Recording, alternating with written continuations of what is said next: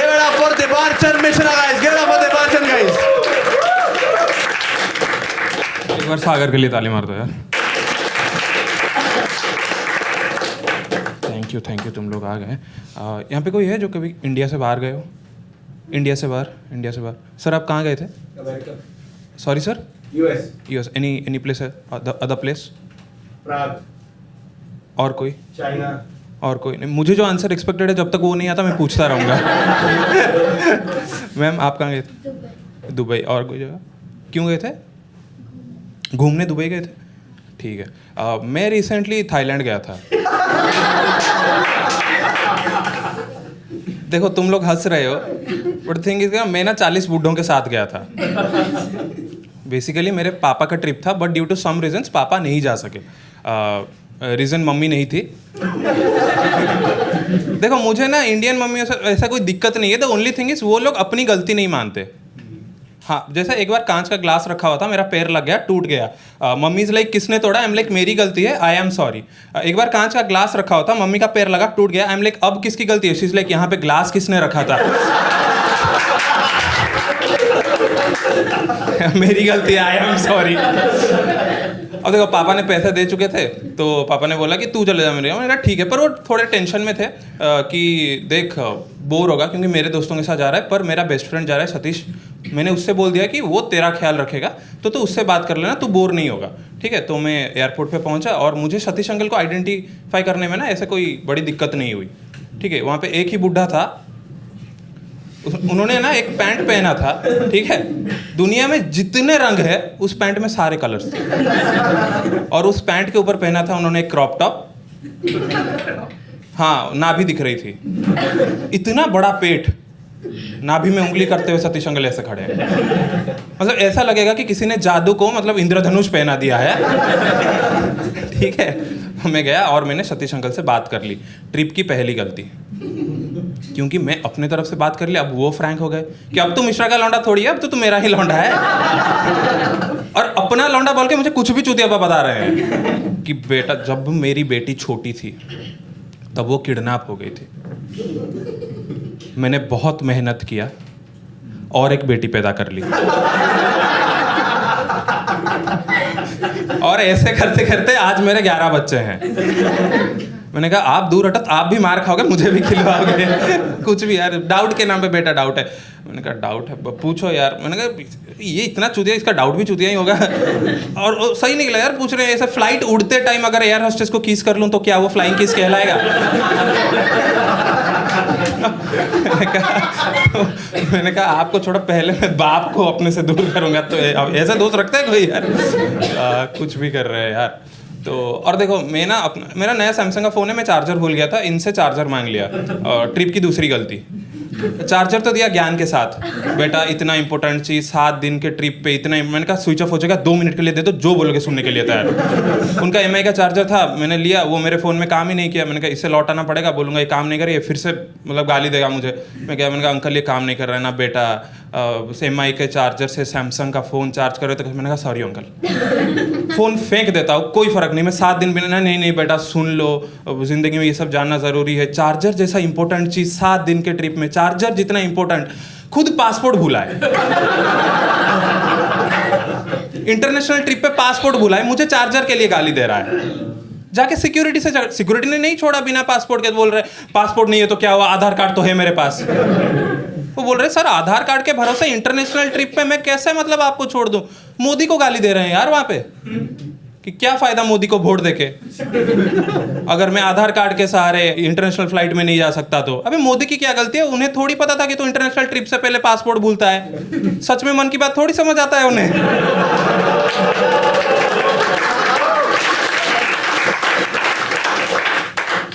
उनका बेटे को हमने कॉल किया, लाके दिया, हम अंदर गए. देखो 40 बुड्ढे गए थे मेरे साथ. किसी का बैगेज सिक्योरिटी क्लियरेंस में एक बार में क्लियर नहीं हो रहा है. देखो एक नॉर्मल सी कंफ्यूजन होती है ना, जैसे तुम चार्जर वगैरह लगेज में नहीं डाल सकते, कुछ चीज़ें तुम हैंड बैगेज में नहीं रख सकते. मैं सोचा वैसा कुछ कंफ्यूजन होगा, नहीं. इतने अजीब अजीब चीज़ें ये लोग लेके गए थे ना. सतीश अंकल के बैग से पता है क्या निकला? क्या? एक डंडा नहीं होता जिससे पीठ गुजाते हैं, ये उसे लेके थाईलैंड जा रहा है. सिक्योरिटी में लड़की थी भड़क गई कि अंकल ये सब लेके थाईलैंड कौन जाता है. खुजाने के लिए अलग से लड़कियां मिलती हैं। तो हम ऐसे फ्लाइट में चढ़े और इन 40 बुड्ढों को पता चला कि इंटरनेशनल फ्लाइट में फ्री की दारू मिलती है। तो बोल रहे 7 दिन तक फ्लाइट लैंड ही मत करवाओ, हम फ्री में दारू पियेंगे। इनका एम बदल रहा है, पहले था थाईलैंड घूमना, अब दारू पीना। फ्री का मिल रहा है तो कुछ भी पी रहे हैं। सतीश अंकल ना बियर में फांटा मिला के पी रहा है ये। और इतनी चढ़ी थी ना इसको, ओहो जो सब कांड किया है इसने। मतलब फ्री की दारू पी के एयर होस्टेस के कान में उल्टी की है इसने। उस पे उल्टी करके उसी को बोल रहे कांग्रेस आप मां बनने वाली हो। कुछ भी।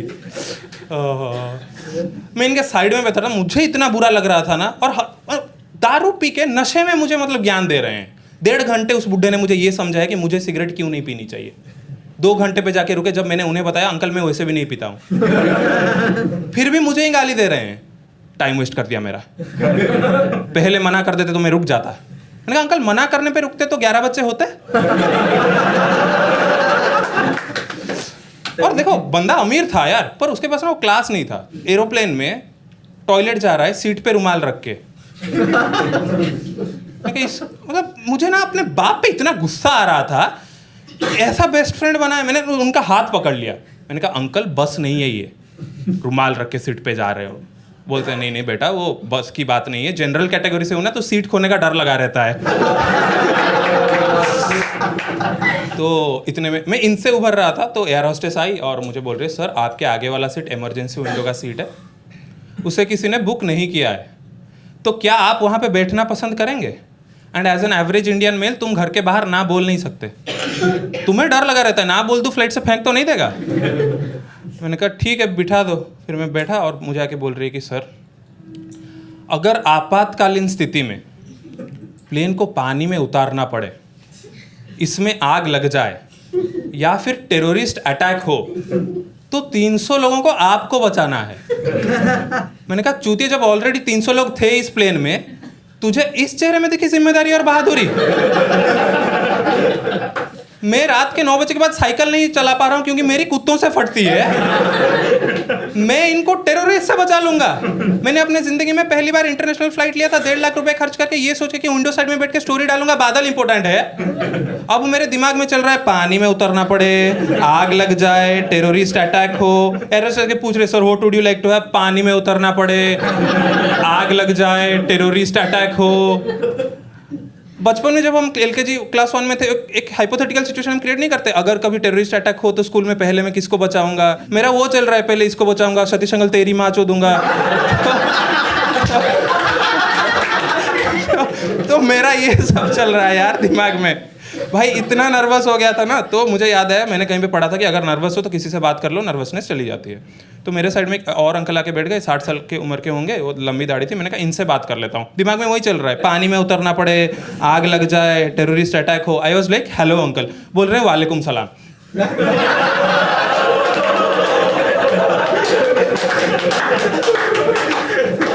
मेरे आगे एक लिफलेट पड़ा था जिसमें लिखा हुआ था कि इमरजेंसी विंडो कैसे खोलना है। माँ कसम उस दिन मैंने वो रटा है। पीछे से सतीश अंकल बोल रहे हैं बेटा बादल। मैंने कहा चुप कर चूतिया, जमीन इंपॉर्टेंट है,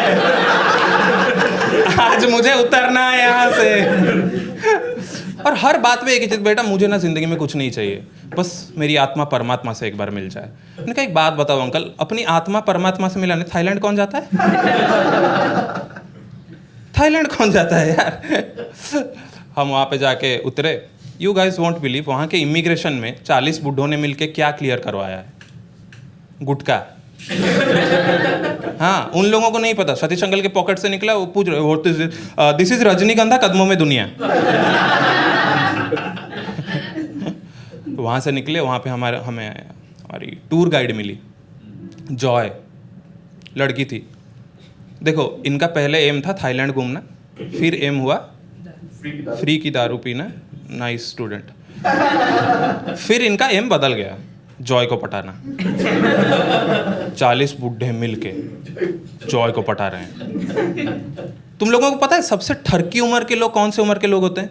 हमारे बाप के। हाँ मतलब तुम लोग ऐसा एग्री नहीं मेरा बाप है, तुम्हारे सामने नहीं है कुछ भी यार, मतलब सिंपैथी गेन करने के लिए कुछ भी। हम बस में चढ़े, सतीश अंकल जाके इनके साइड में बैठ गए। पहली लाइन मतलब तुम पटाने के लिए हाय हेलो कुछ तो बोलो, बेटी मैं वर्जिन हूँ। उस लाइन में बेटी यूज किया इन्होंने और सिंपैथी गेन कर लिए कुछ भी बोल रहे हैं। पता है मेरी बीवी मुझे कितना मारती है, घर में सारे काम मैं ही करूँ, बर्तन में ही धोऊं, कपड़े में ही साफ करूँ, बच्चों को स्कूल से। मैंने कहा वर्जिन बोला है 2 मिनट पहले आपने वर्जिन बोला है भाई। 2 घंटे उसका दिमाग है। फिर जाके मैंने सतीश अंकल उसे हिंदी समझ नहीं आती यार। आप 2 घंटे से लगे हो उसे समझाने में, एक वर्ड उसे समझ नहीं आ रहे। मुझे उल्टा ज्ञान दे रहे हैं, बेटा ऐसे बातों में ना अल्फाज मायने नहीं रखते, जज्बात ही काफी है। मैंने कहा 7 दिन होना मैं बताऊंगा तुम्हें इसका। और देखो तुम लोग हंस रहे हो, मुझे बुरा लग रहा था ये सोच के कि अगर मैं वहां पे नहीं होता तो मेरे जगह मेरा बाप होता और इनके साथ मिलकर ये सब बकचोदी कर रहा होता वो। वहाँ से गए, होटल में हमने चेक इन किया, 5 स्टार होटल था। और मैं ना स्विमिंग के लिए निकल गया और मेरे पीछे 17 अंकल स्विमिंग के लिए निकले थे। ठीक है, of course Satish uncle included, like why not. तो देखो मेरे बाप की उम्र के लोग थे, मुझे इतना लगता था कि इन्हें पता होगा कि स्विमिंग पूल में जाने से पहले एक चीज़ आनी चाहिए, वो है स्विमिंग। मैं गया, मैंने स्विमिंग पूल में कूदा, मेरे पीछे 17 कूदे, मैं एक लैप लेकिन दूसरी तरफ निकला, ये 17 के 17 डूब रहे थे यार। मैंने अपनी जिंदगी में इतने डूबती हुई चीजें एक साथ कभी नहीं देखा था। टॉप एंगल से जूम आउट करके देखोगे ना, थोड़ी इंडियन इकोनॉमी जैसी कुछ दिख रही थी। वहां पे गार्ड खड़ा था, मैंने जाके बोला they are drowning, why aren't you saving? वो मुझे बोल रहा है oh they are drowning, I thought they were enjoying. मैंने कहा एंजॉयिंग? सतीश अंकल कोने में अपने नाक से सफेद उल्टी कर रहा है, ऐसे एंजॉय करते हैं तुम्हारे कंट्री में लोग? एंजॉयिंग बोल रहे हैं। दूसरे दिन घूमने निकले, 3 अंकल को पुलिस उठा के ले गई, Satish uncle included. Why not? मैं जाके पुलिस स्टेशन पहुंचा, मुझे ऐसे घबरा के आके बोल रहे हैं बेटा मैंने कुछ नहीं किया है, 2 घंटे से इन्हें बोल रहा हूँ मैंने कुछ नहीं किया, ये लोग कुछ नहीं समझ रहे हैं, तुम थोड़ा बता दो। तो मैंने बोला, मैंने कहा अंकल देखो ऐसे मामलों में ना अल्फाज मायने नहीं रखते, जज्बात ही काफी है। तो फिर मैंने कहा ठीक है बेटा मैं जाके बात करता हूँ। मैंने उनसे पूछा, मैंने कहा क्या? तो जो पहले अंकल थे ना उन्होंने पब्लिक में सिगरेट फूंका था, ठीक है, तो उनको ना जेल में नहीं डाला, उनको फाइन भी नहीं किया, उनके दोनों पाम प्लास्टर कर दिए ताकि सिगरेट पकड़ ही ना पाए तो फूंकेगा क्या। ये देखे सतीश अंकल की तसरी फट गई क्योंकि उसने पब्लिक में मूता था।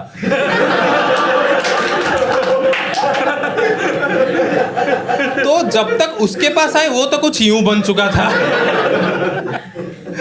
कुछ भी यार, देखो यार बुड्ढों के साथ घूमने में तकलीफ नहीं है, वो लोग ना मुझे बहुत प्यार से रखते थे यार। उनके सारे टेक्निकल इश्यूज मैं सॉल्व करता था, उनके वाईफाई में ही सेट करूँ, उनके बीवी के लिए चूड़ियाँ मैं ही चूज करूँ, तो वो सब इशू नहीं था। तो ओनली इशू वॉज कि उनको वहां पे भी खाना इंडियन ही चाहिए, लड़की रशियन चाहिए, खाना इंडियन चाहिए। तुम देखो मेरा एक दोस्त वो इटली गया था, वो आके मुझे बोल रहा है Debarchan I had the best dessert of my life, like the pudding was made up of caramel, it was garnished with alphonso and the outer layer was coconut. When I took my spoon into it, I realized that it's not coconut, it's the outer layer of a cake. When I took 3 layers into my mouth, it was like a volcanic eruption. मैं उसे क्या बोल रहा हूँ कि भाई मैंने 7 दिन तक सुबह पोहे खाए हैं क्योंकि इन 40 बूढ़ों ने यहाँ से जाके वहाँ पे एक रेस्टोरेंट ढूंढा था जिसका नाम था माँ की याद। मैं 1.5 लाख रुपए खर्च करके मेरे बाप के 7 समुंदर पार इसलिए गया हूँ ताकि मैं हर दिन सुबह पोहे खा सकूं और रात को गोभी। यही चल रहा था मेरा। और बूढ़ों का और एक दिक्कत है कि ये जहाँ भी घूमने जाते हैं ना, इनको सारे चीज़ें वीडियो कॉल करके उनकी बीवी को दिखाना है, सारे चीज़ें एक्सेप्ट जॉय। हम तीसरे दिन जू घूमने गए थे, वहाँ पे सतीश अंकल ने वीडियो कॉल कर लिया अपनी बीवी को, शेर दिख रहा है, शेर दिख रहा है, शेर दिख रहा है, फ्रंट कैमरा ऑन है। उनकी बीवी बोल रहे हैं नहीं नहीं एक चूतिया दिख रहा है और मुंह में गुटखा फंसा हुआ है, पहले उसे निकालो। सतीश अंकल ना 24/7 नशे में ही है। तुम लोगों ने देखा है वैसे ऐसे मेले में तुम लोगों ने देखा होगा कि जिन भिखारियों के पैर काम नहीं करते वो एक ऐसे काट पे बैठ के हाथ से चला के भीख मांगते हैं, देखा है? उसको जाके पूछ रहे हैं इस राइड का कितना लेते हो। मैंने कहा अबे पूरा थाईलैंड मिलके मारेगा तुझे। टुडे हम वहाँ पे वो पैरासीलिंग पता है सबको यहाँ पे, जिनको नहीं पता है जाके यूट्यूब पे वीडियो देख लेना।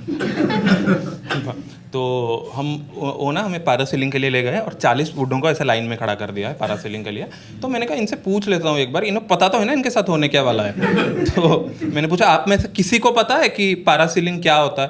तो 39 अंकल्स चुप खड़े हैं। सतीश अंकल, बेटा मुझे पता है। मैंने कहा आप आगे आओ, सबको बता पैरासीलिंग क्या होता है ना। देखो पहले हमें बोट में समुंदर के बीच में ले जाएंगे। मैंने कहा परफेक्ट। मैंने कहा फिर हमारे कमर में एक पैराशूट बांध देंगे। मैंने कहा सब आता है यार, इसको मैं ऐसे ही अंडर एस्टिमेट कर रहा था। मैंने कहा फिर हमें बोट के एक एंड से दौड़वाएंगे। मैंने कहा फिर ना दूसरे एंड पे जाके, मैंने कहा जाके ना वहाँ हमें खड़े होके पैराशूट को पतंग की तरह उड़ाना है।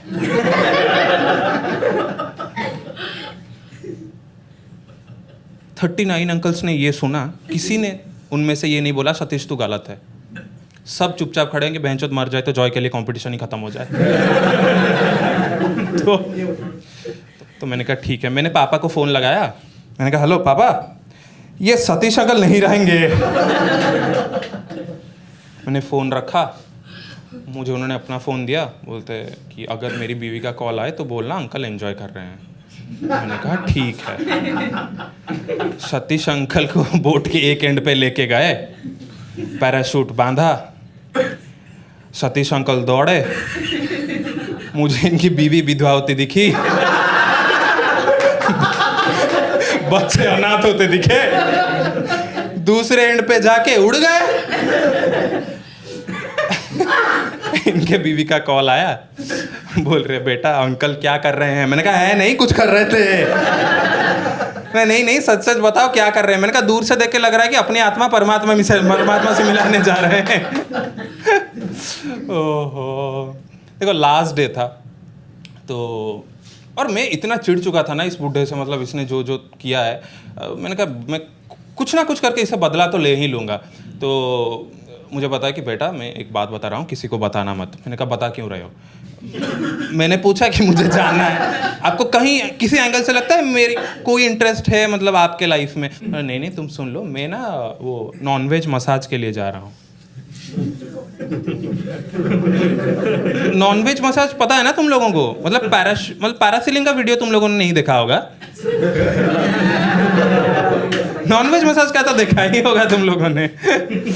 तो मैंने कहा ठीक है तुम लोग जाओ। तो हम ऐसे फ्लाइट से लौट रहे थे, तो मैंने कहा अब मेरी बारी है, मैं इसका दिन खराब करूँगा। मैं जाके इनके साइड में बैठ गया। मैंने कहा और बताओ अंकल कैसी रही रंगीन रातें? अरे बेटा सब कुछ ठीक था, but the girl was not satisfied. मैंने कहा हाँ अंकल, MI के चार्जर से सैमसंग का फ़ोन अगर चार्ज करोगे